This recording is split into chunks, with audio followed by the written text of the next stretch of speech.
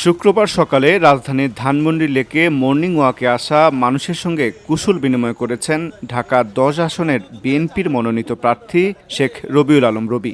এ সময় তিনি সাধারণ মানুষের নানা সমস্যা ও প্রত্যাশার কথা শোনেন। এ সময় এলাকার যানজট, নাগরিক সুযোগ সুবিধার সংকট, কর্মসংস্থান ও নিরাপত্তা নিয়ে নিজেদের অভিজ্ঞতা তুলে ধরেন সাধারণ মানুষ।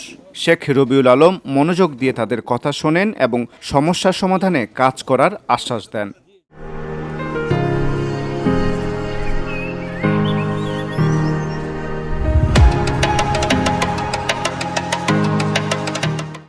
সাধারণ জনগণ জানান, শেখ রবিউল আলম রবি আমাদের সঙ্গে কথা বলেছেন, খোঁজ খবর নিয়েছেন, এতে ভালো লেগেছে। আমরা আশা করি উনি আমাদের সমস্যাগুলো নিয়ে কাজ করবেন।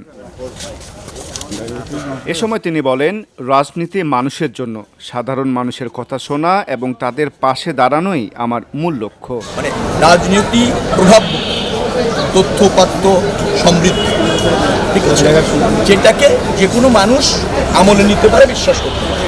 স্থানীয়দের মতে মাঠ পর্যায়ে এমন সরাসরি যোগাযোগ রাজনীতিবিদদের প্রতি মানুষের আস্থা বাড়াতে সহায়ক হবে। সকালবেলার এই কুশল বিনিময় সাধারণ মানুষের মাঝে ইতিবাচক সাড়া ফেলেছে। VOD Bangla news desk.